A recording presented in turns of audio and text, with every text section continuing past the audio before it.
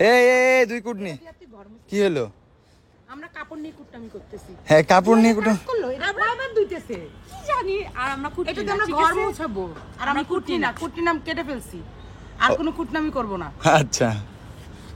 এবার পাশের বাসার ভাবি ও মৌসুমী মিলে তিশাকে ধুয়ে দিল, বলল আমরা আর কুটনি না, আমরা কুটনামি ছেড়ে দিয়েছি। হ্যাঁ ভিউয়ার্স, অবশেষে পাশের বাসার ভাবি নিজের ভুল বুঝতে পেরেছে এবং তিশা যে কতটা খারাপ তা নিজেই লাইভে এসে জানিয়ে দিয়েছে। তিনি লাইভে কি বলেছে চলুন দেখে আসি।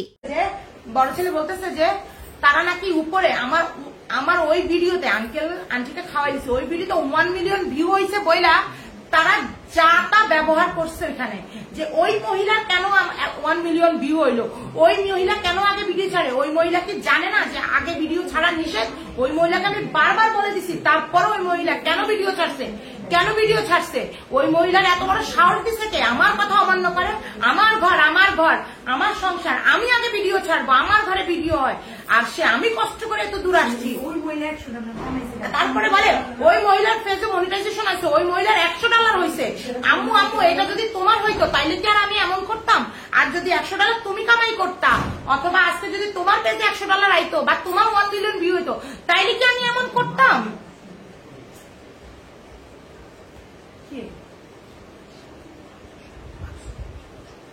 এটা করতাম এইভাবে, মানে ঠিক এইভাবে ওরা বলছে। তো আমার ছেলে এগুলো সব শুনছে, শুই না আমার ছেলে আয়সা আমাকে এগুলো বলে দিচ্ছে রাখি। বলার পর তো আমার খুব কষ্ট লাগছে, আমার খুব কষ্ট লাগছে। কি এগুলো কি ধরনের কথা? তারা এই ধরনের চিন্তা, মানে আমার বিরুদ্ধে এই ধরনের চিন্তা ভাবনা করে, সেটা আমার খুব, ওদের মন মানসিকতা এত ছোট, আমি এটা চিন্তাই করতে পারি নাই, আমার এত খারাপ লাগছে। তারপরে আমরা চলে এই কথা আমার ছেলে থেকে শুনে আমি চুপচাপ বসেছিলাম, আমি আর ওদের সাথে মিশি নাই। তারপর থেকে আমি ওদের সাথে মিশা বন্ধ করে দিচ্ছি, দেওয়ার পর আমরা বাসায় ছিলাম। এখন পরের দিন করছে রাজার মৌসুম আমাদের বাসায় আসছিল মনে হয়, আসে আমার বুঝাইতেছিল যে ভাবি থাক, মন খারাপ করেন না, ভুল বুঝাবুঝি হইতে পারে, বাসাও ছাইরেন না, আর মিলে যান, সমস্যা নেই। আমি কইছি, পরে আমার এভাবে বুঝাইতেছে, পরে আমি বলছি না আমি আর মিলবো না ওদের সাথে। আমি আজ পর্যন্ত কারো কাছে ওদের ব্যাপারে একটা কথা বলি না। ওদের সবকিছু আমি আমার 2 চোখে দেখছি, যে ওরা কি কি করছে মানুষের সাথে, কি কি অন্যায় করছে, মানুষের কি কি ক্ষতি করছে, তাও আমি চুপ করেছিলাম। আমি দেখছি, আমি আর তোমার ভাইয়া চুপ করে থাকতাম, আর বলতাম যে দেখছো ওনারা কি করে, তারপরেও কোনোদিন কাউরে বলি নাই, চুপ করেছিলাম। তারপরে ওরা এরকম করতেছে, আমি আর চুপ করে থাকবো না। ওরা আমার সাথে এই কি করে ঠিক করে নাই। পরে ওরা বলতেছে কেন, কি হয়েছে? এইদিকে আন্টির সাথে আমার একটা ভালো রিলেশন ছিল, ঠিক আছে, মুনতাহার সাথে আবার আমার আরেক রকম একটা রিলেশন ছিল, ভাবির সাথে আমার আরেক রকম একটা রিলেশন ছিল, 3 জনের সাথে আমার 3 রকম রিলেশন ছিল, 3 জনের সাথে 3 রকম রিলেশন ছিল। এখন আপনারা বলেন, ওর মা আর ওর ভাবি আমার কাছে ওর জামাইয়ের নামে আর ওর তিশার নামে সারাদিন গসিপ করতো। এখন তিশা আবার আয়সা আমার কাছে তার মান নামে গসিপ করতো। আমি দুইজনেরটা শুনতাম, কারো কাছে বলি নাই। এখন আমার অপরাধ, আমি কেন দুইজনকে বলে দিলাম, এটা আমার অপরাধ, আমি কেন বলে দিলাম। তুমি কেমন আমার ক্লোজ পারসন হয়েছো যে তুমি এই কথাটা বলতে পারো না? হ্যাঁ, কেন কিভাবে এটা ফাঁস হয়েছে সেটা আমি বলি। তো এইভাবে বলতো, এবং কি ওরা কি প্রকৃতির আমি বলি, ওরা আমার বদনাম আমার জামাইয়ের কাছে, আমার জামাইয়ের বদনাম আমার বোনের কাছে, আমার বোনের বদনাম আরেকজনের কাছে, আরেকজনের বদনাম আমাদের, কুত্তার গায়ে বিলাই, বিলের গায়ে কুত্তা, এটাই হয়েছে ওদের ফ্যামিলির অভ্যাস, এটাই ওরা করে। আমার কাছে এর বদনাম, আমার কাছে ওর বদনাম, আবার ওর কাছে এর বদনাম, মানে কাউরে ছাড়ে না, কারোর সাথে ওরা ভালো সম্পর্ক রাখতে পারে নাই, কারোর সাথে না। একটা পার্সন দেখাতে পারবে না যে যার সাথে ওরা ভালো হয়ে চলছে এবং ভালো থাকছে। ওদের একটা অলৌকিক ক্ষমতা আছে কি জানেন?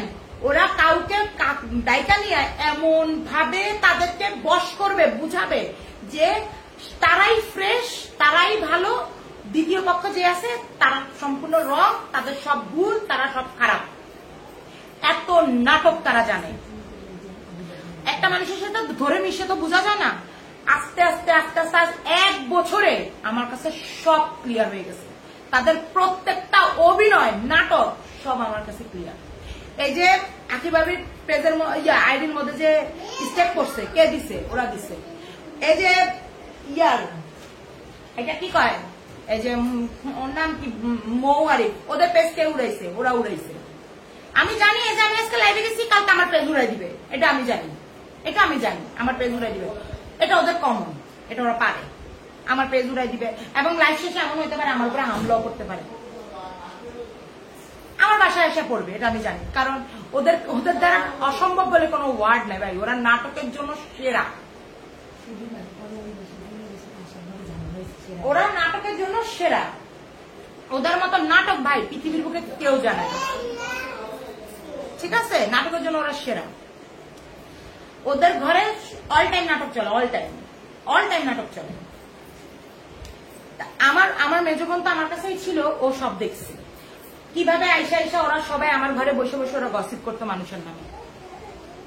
আমি কেন তাদের সাথে তাল মিলাইলাম না, আমি কেন এর কথা সেরে বললাম না, এটা আমার অপরাধ।